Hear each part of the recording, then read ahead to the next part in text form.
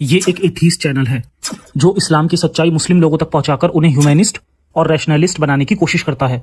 हमारा मकसद मुस्लिम लोगों के प्रति किसी तरह की नफरत फैलाना या उन्हें नीचे दिखाना नहीं है। अक्सर मेरे कमेंट बॉक्स में मोमिन लिखते हैं कि इस्लाम तेजी से फैल रहा है, हर साल करोड़ों लोग इस्लाम कबूल कर रहे हैं। क्या सच में इस्लाम तेजी से फैल रहा है या इस्लाम तेजी से फेल हो रहा है? आज की वीडियो में हम फैक्ट चेक करेंगे। ज्यादातर मोमिन सोच भी नहीं सकते कि कोई मुस्लिम इस्लाम छोड़ सकता है। आज की वीडियो में हम जानेंगे कि दुनिया में कितने फीसदी मुस्लिम इस्लाम छोड़ चुके हैं, खासकर भारत में कितने फीसदी एक्स मुस्लिम हैं। जानने के लिए वीडियो को लास्ट तक जरूर देखें। तो शुरू करते हैं इंसानियत के नाम से।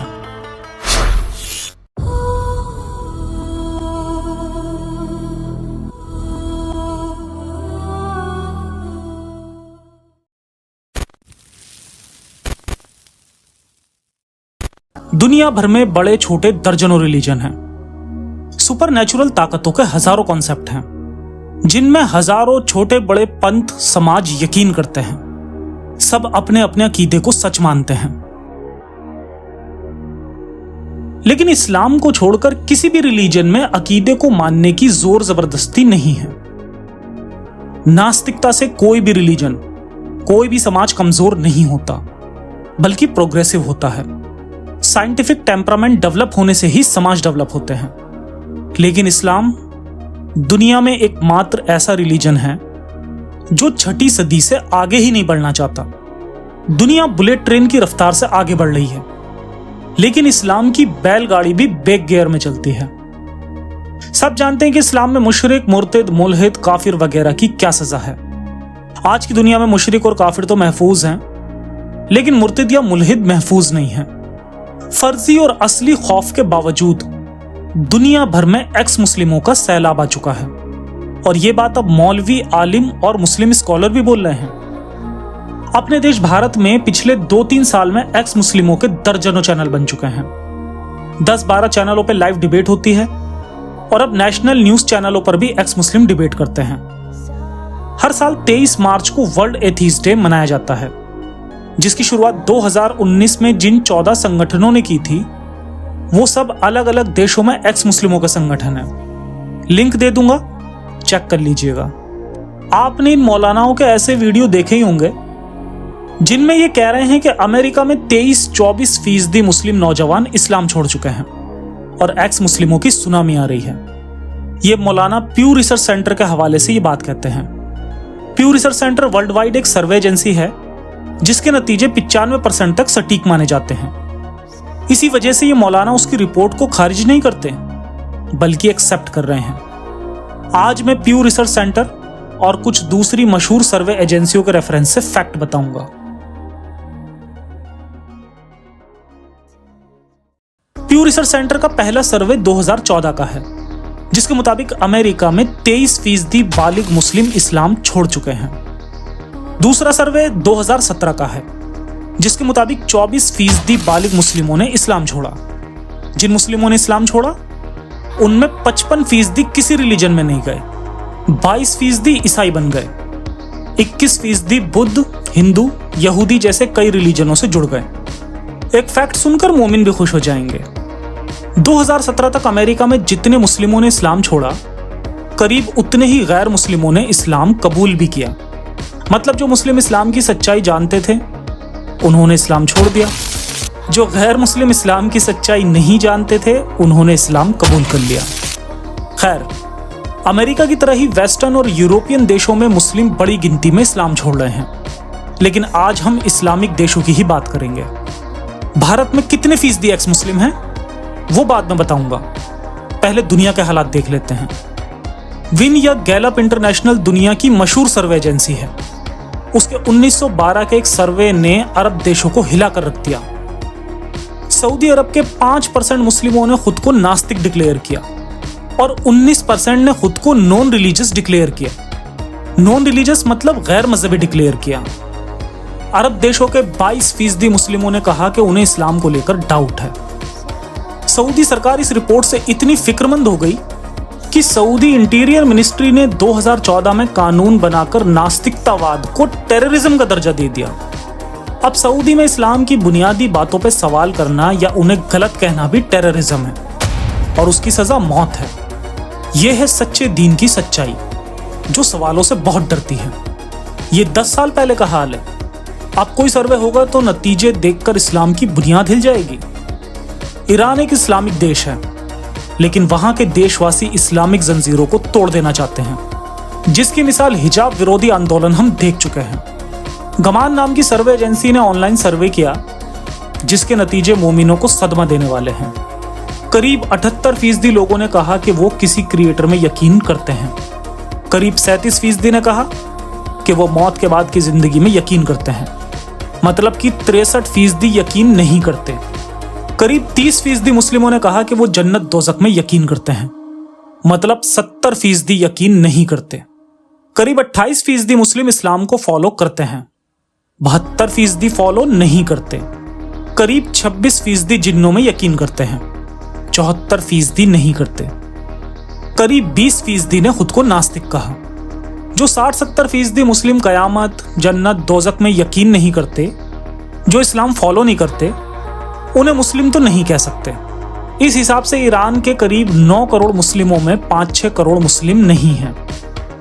अरब बैरोमीटर नाम की एक जानी मानी सर्वे एजेंसी है जो मिडिल ईस्ट के मामलों में सर्वे करती है। मिडिल ईस्ट में अरब के कई इस्लामी देश आते हैं। अरब बैरोमीटर ने 2013 में अरब के 11 देशों में एक सर्वे किया, फिर 2018-19 में भी सर्वे किया। इन 11 देशों में करीब 36 करोड़ मुस्लिम आबादी है। 2013 के सर्वे में 8% मुस्लिमों ने कहा था कि वो नॉन रिलीजियस हैं, मतलब कि इस्लाम फॉलो नहीं करते। 2018-19 में 13% मुस्लिमों ने कहा कि वो नॉन रिलीजियस हैं, यानी 36 करोड़ की आबादी में 4 करोड़ 80 लाख मुस्लिम नॉन रिलीजियस हैं। पिछले 4 सालों में 17-18% हो चुके होंगे। प्यू रिसर्च सेंटर ने 2013 में 39 देशों में बड़ा सर्वे किया। इन देशों में दुनिया के 65% मुस्लिम रहते हैं। इस सर्वे में मुस्लिमों से कई सवाल किए गए थे। इस सर्वे का लिंक मैं डिस्क्रिप्शन में दे दूंगा, कोई भी डिटेल्स में पढ़ सकता है। फिलहाल काम की बात करते हैं। 23 देशों के मुस्लिमों से पूछा गया, क्या इस्लाम और साइंस में कोई विरोधाभास या टकराव है? सिर्फ 5 देशों में फोकस करेंगे, तुर्की, इंडोनेशिया, बांग्लादेश, अफगानिस्तान, पाकिस्तान, जिनकी टोटल मुस्लिम आबादी 70 करोड़ से ज्यादा है। इस चार्ट में राइट साइड में जो परसेंट है, उनका कहना है कि इस्लाम और साइंस में फर्क या विरोधाभास है। तुर्की के 40%, इंडोनेशिया के 26%, बांग्लादेश के 45%, अफगानिस्तान के 29% और पाकिस्तान के 27% मुस्लिमों ने माना कि इस्लाम और साइंस में फर्क या विरोधाभास है। इन 5 देशों की एवरेज निकालें तो 33% मुस्लिम मानते हैं कि साइंस और इस्लाम डिफरेंट हैं। जिन्हें साइंस की थोड़ी भी नॉलेज है, उन्हें पता है कि साइंस सबूतों के साथ अपनी बात साबित करती है, जिसकी कोई भी पड़ताल कर सकता है। अब सवाल पैदा होता है कि 33% मुस्लिम सच की साइड में होंगे या झूठ की साइड में। इनमें आधे से ज्यादा अब तक यकीनन साइंस की साइड में ही खड़े हो गए होंगे। दुनिया के 97% वैज्ञानिक थियरी ऑफ इवोल्यूशन को सच मानते हैं और दुनिया के ज्यादातर एजुकेटेड लोग भी इसे सच मानते हैं कि इंसान एप्स नस्ल से डेवलप हुए हैं। ऐसी बात किसी मुस्लिम मोहल्ले या मस्जिद के आसपास कोई मुस्लिम बोल दे तो उसके खिलाफ फतवा निकल जाएगा, क्योंकि ये बात कुरान और अल्लाह को ही खारिज कर देती है। लेकिन जब आज बायोलॉजी और मेडिकल साइंस का वजूद ही थियरी ऑफ इवोल्यूशन पे टिका है तो क्या किया जाए। 2008 में 14 इस्लामी देशों की साइंस फाउंडेशन ने एक समझौते पे सिग्नेचर किए कि उनके देशों में हाई स्कूल के सिलेबस में इवोल्यूशनरी बायोलॉजी पढ़ाई जाएगी। इसमें थियरी ऑफ इवोल्यूशन भी शामिल थी। इन 14 देशों में पाकिस्तान, ईरान, तुर्की, इंडोनेशिया और मिस्र भी थे। अब देखते हैं कि कितने फीसदी मुस्लिम थियरी ऑफ इवोल्यूशन को सच मानते हैं। ये 2013 का सर्वे है। इसमें 22 देश हैं जिनमें करीब 100 करोड़ मुस्लिम आबादी है। इन 22 देशों में से 13 देशों में थियरी ऑफ इवोल्यूशन पे यकीन करने वालों का परसेंट 50 से ज्यादा है। लेकिन हम 5 देशों को ही देखेंगे। तुर्की के 35% मुस्लिम थियरी ऑफ इवोल्यूशन पे यकीन करते हैं। इंडोनेशिया के 39%, बांग्लादेश के 54%, पाकिस्तान के 30% और अफगानिस्तान के 26% मुस्लिम यकीन करते हैं कि इंसान ऐप्स से ही विकसित हुआ है। इन 5 देशों की एवरेज देखेंगे तो इनमें 36% मुस्लिम थियरी ऑफ इवोल्यूशन पे यकीन करते हैं। याद रखिए कि सर्वे 2013 का है। पिछले 10 सालों में यह आंकड़ा कितना बड़ा होगा इसका अंदाजा लगा सकते हैं। कुरान को रिजेक्ट करके ही कोई मुस्लिम थियरी ऑफ इवोल्यूशन पे यकीन कर सकता है। इस हिसाब से ये 36% मुस्लिम अब मुस्लिम नहीं है। अब कोई सर्वे होगा तो 50% मुस्लिम थियरी ऑफ इवोल्यूशन पे यकीन करने वाले होंगे। लगता है अब कुरान से थियरी ऑफ इवोल्यूशन निकाली जाएगी और कोई ऑप्शन नहीं है। इन लोगों को शैतान ने नहीं बहकाया, बल्कि नॉलेज ने इस्लाम से दूर किया है। लोग एजुकेशन, साइंस और इंफॉर्मेशन की वजह से ही इस्लाम छोड़ते हैं। इस्लाम छोड़ने वालों की बहुत बड़ी गिनती है, लेकिन वो किसी को बता नहीं सकते। वो आज भी मजबूरी में नमाज अदा करते हैं। अब अपने देश को देखते हैं। ये सर्वे नवंबर 2019 से मार्च 2020 तक पूरे 4 महीने में हुआ था। देश की टोटल आबादी में 79% लोग आस्तिक हैं, 3% नास्तिक हैं, 17% श्योर नहीं है। हिंदू समाज में 80% लोग आस्तिक हैं, सिर्फ 2% नास्तिक हैं, 18% श्योर नहीं है। मुस्लिम की बात बाद में करेंगे, पहले दूसरे रिलीजन देख लेते हैं। ईसाई रिलीजन में 78% आस्तिक हैं, 2% नास्तिक हैं, 20% श्योर नहीं है। सिख रिलीजन में 82% आस्तिक हैं, 6% नास्तिक हैं, 12% श्योर नहीं है। बुद्ध रिलीजन में गॉड का कॉन्सेप्ट क्लियर नहीं है, उसमें 43% आस्तिक हैं, 33% नास्तिक हैं और 23% श्योर नहीं है। जैन रिलीजन में 82% आस्तिक हैं, 1% नास्तिक हैं और 18% श्योर नहीं है। अब इस्लाम की खबर लेते हैं। मोमिन भाइयों, अपने दिल को थाम लीजिए, बहुत बड़ा सदमा लगने वाला है।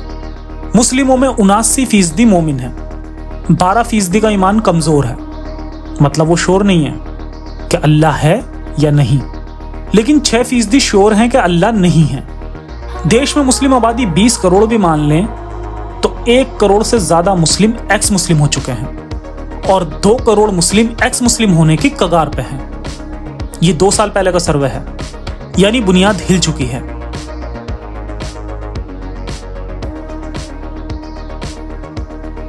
अब सवाल पैदा होता है, अगर देश और दुनिया में इतने ज्यादा एक्स मुस्लिम हैं तो वो दिखाई क्यों नहीं देते? दरअसल एक्स मुस्लिम होने का सफर बहुत मुश्किल और बहुत रिस्की होता है। मुस्लिम समाज में जब बच्चा कुछ दिन का होता है तो उसके कान में अजान दी जाती है, कलमा पढ़ा जाता है। बचपन में ही उसके मन में आखिरत, कयामत, कब्र और जहन्नुम का खौफ भर दिया जाता है। यह खौफ उसकी सोच समझ को ब्लॉक कर देता है। अपनी अकल से सोचना भी गुनाह बन जाता है। ऐसे हालात में अल्लाह के खौफ से बाहर आना आसान नहीं होता। जिस अकीदे की एक बड़ी कीमत दी होती है, वो अकीदा छोड़ना आसान नहीं होता। किसी मुस्लिम का एक्स मुस्लिम होना आसान नहीं होता। जन्नत को ठोकर मारकर जहन्नुम की आग में कूदकर ही एक्स मुस्लिम होने का सफर शुरू होता है। जब कोई फर्जी अल्लाह के फर्जी खौफ से बाहर आता है, तब उसका सामना एक असली खौफ से होता है। इस्लाम में मुल्हिद होने की सजा मौत है। अब भारत जैसे देश में तो यह सजा देना मुश्किल है, लेकिन मुल्हिदों का जीना मुश्किल कर दिया जाता है। मुस्लिम मोहल्ले में अगर कोई मुस्लिम कह दे कि उसे अल्लाह या रसूल या कुरान पे यकीन नहीं है, तो मोहल्ले में भूचाल आ जाता है। फिर उसके घर में मौलवियों, आलिमों की पंचायतें होने लगेंगी। कुछ दिन समझाने की कोशिश होंगी, तौबा करने का दबाव बनाया जाएगा। अगर वो तौबा नहीं करेगा तो फतवा जारी होगा। फैमिली, रिश्तेदार, दोस्त और पूरा समाज दुश्मन बन जाएगा। पूरी फैमिली का बायकॉट हो जाएगा। बंदा शादीशुदा है तो निकाह टूट जाएगा। मोबाइल पे धमकियों भरे कॉल और मैसेज आ सकते हैं। गली मोहल्ले में लोग घूरने लगेंगे। रास्ता रोककर धमकियां मिल सकती हैं। मारपीट भी हो सकती है। हर तरफ से इतना ज्यादा दबाव बनेगा कि दम घुटने लगेगा। मौत का डर हर कदम पीछा करेगा। 1 हफ्ते के अंदर ही बंदा टूट जाएगा। मस्जिद में जाकर तौबा कर लेगा, दोबारा ईमान कायम कर लेगा। शादीशुदा है तो दोबारा निकाह होगा। ऐसे हालत में कोई पागल ही खुद को मुल्हिद कहेगा। इसलिए मोमिनों को पर्सनल लाइफ में मुल्हिद नहीं मिलते। अब एक सवाल यह भी पैदा होता है कि हिंदू समाज में नास्तिकों की परसेंट कम क्यों है और मुस्लिम समाज में ज्यादा क्यों है। दरअसल हिंदू समाज में कोई बंधन नहीं है, बंधन होता तो खोलने की जरूरत होती। अकीदे को मानने का प्रेशर नहीं है, वो ईश्वर से डरते नहीं, उससे प्यार करते हैं। मुस्लिम समाज धार्मिक जंजीरों से बुरी तरह बंधा है, अकीदों को मानने का बहुत प्रेशर है। खौफनाक अल्लाह 7वें आसमान पे जन्नत और जहन्नम बना के बैठा है। अल्लाह का किरदार ऐसा है कि कई सवाल पैदा होते हैं। जो बंदा जवाब ढूंढता है वही मुल्हिद हो जाता है। ये साइंस और इंफॉर्मेशन का दौर है। आने वाले 10-20 सालों में अंधे अकीदे वाले रिलीजन नहीं बचेंगे। सिर्फ अच्छी आइडियोलॉजी वाले वो रिलीजन बचेंगे जो इंसान और इंसानियत के हित में होंगे।